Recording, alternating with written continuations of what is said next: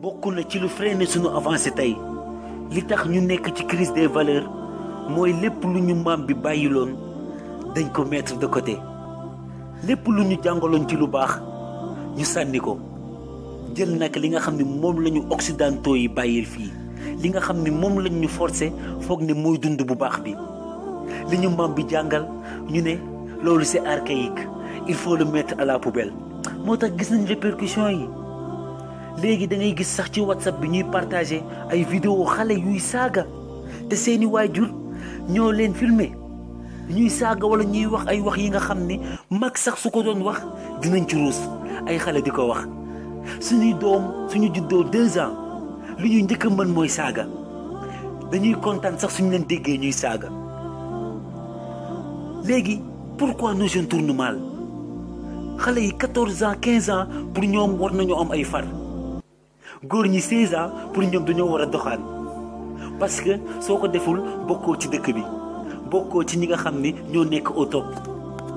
c'est devenu banal xale yu jigéen yi di ñàkk seeni ndaw te du leen def dara ana principe yi nga xam ni moom la ñu fi maam yi bàyyiloon ana kersa bi ana pudeur bi nga xam ni moom la ñu xamee woon suñu yaay yi da ngay xool seen jamono kenn su ci ñàkkoon ndawam dina toog ay weer du génn ndax ruus mais léegi xale yu jigéen yi da ngay gis ki nga xam ni dafa am doom hors mariage mais ngénte bu mag lañ koy defaral léegi parents yi dafa mel ne dañoo jël seen retraite ci yar doom yi lii seen doom mooy portable yi mooy WhatsApp bi mooy Facebook bi xoolal ni suñu comportement yi changé rek au fil des années xoolal film yi ni mu changé suñu jeunesse bi duñ ko bëgg dégg nag ndax dañoo bëgg film yi alors que lim ñu changé drastiquement dafa garaaw te dafa ñaaw su fekkoon ni sax lu baax lañ ñu changé nga ne waaw la télé-réalité. Vous croyez c'est le fruit du hasard? La télé-réalité a été faite de toutes pièces, pas pour que vous la regardiez comme ça, vous passez du bon temps. C'est faux, vous avez rien compris.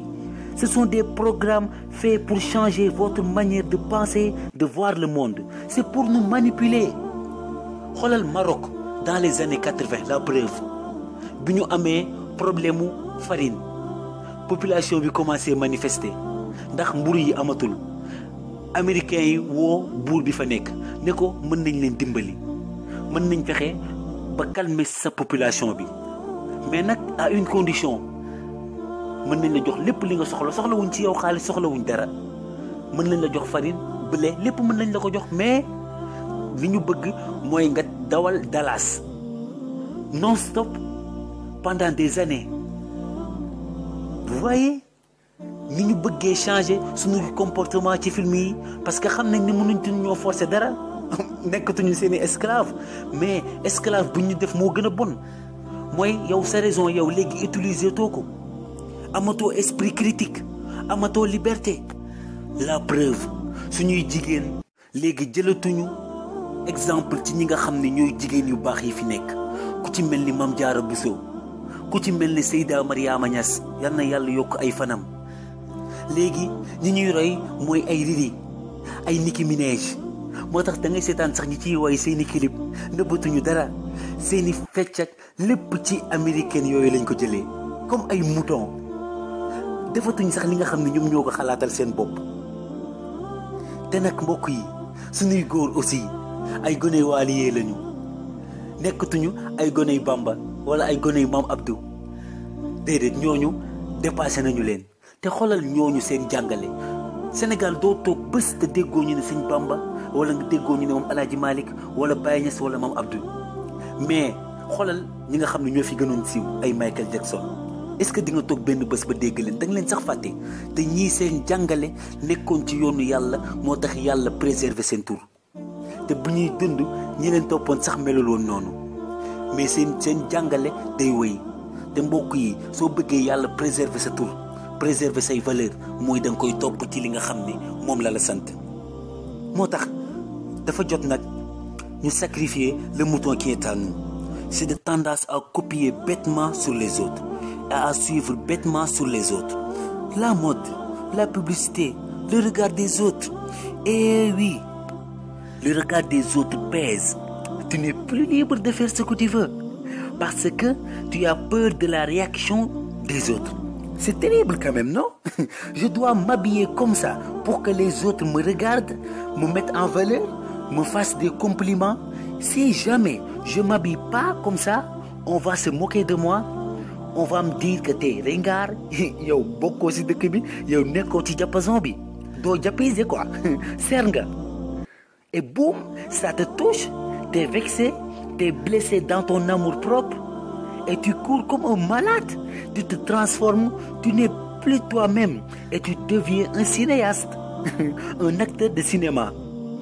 qui va s'habiller par rapport aux caméras. C'est terrible quand même, hein? Nit ki soo demee ba fàtte ni yaa war a xalaatal sa bopp li ngay def rek mooy wane ni yow nekkatoo ko libre parce que nekkatoo sax sa bopp yow parce que toujours yaa ngi bëgg a nduroog keneen. Nit ki da ngay am liberté da ngay seetaan xale yu jigéen ñi seeni snap léegi rusatuñ dara seeni snap lu ne la ñuy def ci snap yi da ngay gis seeni kanam da ngay xam ne ñii dañuy copier rek bêtement dañoo bëgg a nekk dañoo bëgg a bokk moo tax ñuy def loolu te am na ci ay jigéen yi nga xam ni duñu utiliser snap duñu sax nekk di seetaan ay snap parce que xam nañ ne influence bi dafa garaaw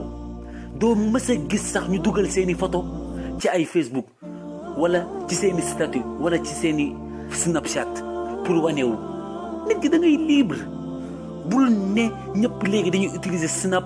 pour wane seen bopp non nit ki waroo wane sa bopp da ngay gis ni yàlla li mu gën a préserver moo gën a riche ay or lépp pour nga am ko dafa metti mi ngi ci suuf a suuf te yàlla loolu la bëggoon def ci jigéen li lay mettre en valeur mooy nit ñi góor ñi pour ñu gis la sax problème la mais soo demee ba nga xam ni góor ñi chaque jour ñu gis la ndax chaque jour yaa ngi dugal say snap chaque jour yaa ngi wanewu léegi kon lan la ñuy soxla ci yow soxlaatuñ dara ci yow moo tax léegi mariage yi du durer sax ay 2-3 mois mariage yi 1 semaine lay def wala 2 commencé nañ am problème ñu tas ci benn dëkk Pikine maa ngi gis sondage bi ay 100 et quelques divorces il y a problème mbokk yi jar na nag ñu xoolaat suñu dund bi xoolaat li nga xam ne moom la ñu fi maam yi bàyyi loon ndax ñu mën a delluwaat fi ñu nekkoon